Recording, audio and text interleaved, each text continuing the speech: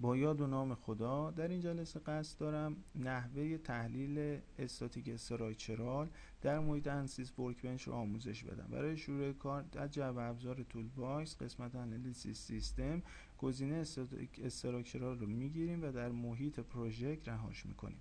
یه سیستم استاتیک استراکچرال ایجاد میشه که شامل سلول های مختلفیه که از بالا به پایین باید تعریف بشه و هر کدوم کامل بشن.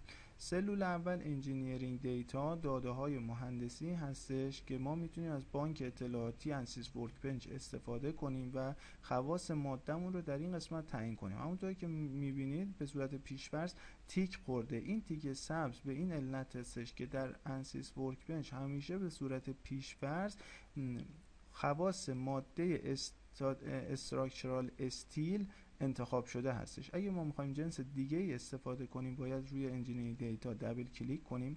وقتی وارد محیط بانک اطلاعاتی محیط انسیس ورکبنچ میشیم در این قسمت شما میتونید به بانک اطلاعاتی دسترسی داشته باشید. در قسمت پایین خواص رو مشاهده کنید، مقدارش رو وارد کنید یا مشاهده کنید.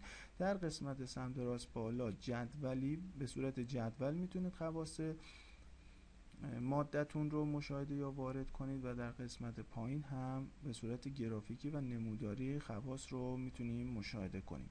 خب برای اینکه به بانک اطلاعاتی ورکبنچ دسترسی پیدا کنیم روی آیکون انجینیرینگ دیتا سورسز کلیک میکنیم. وقتی این کار رو انجام میدیم در قسمت سمت چپ بالا انجینیرینگ دیتا سورسز گزینه‌های مختلفی وجود داره که روی هر کدوم کلیک کنیم ماده مورد نظر باز میشه. مثلا به طور مثال اگر روی جنرال متریال کلیک کنم مواد در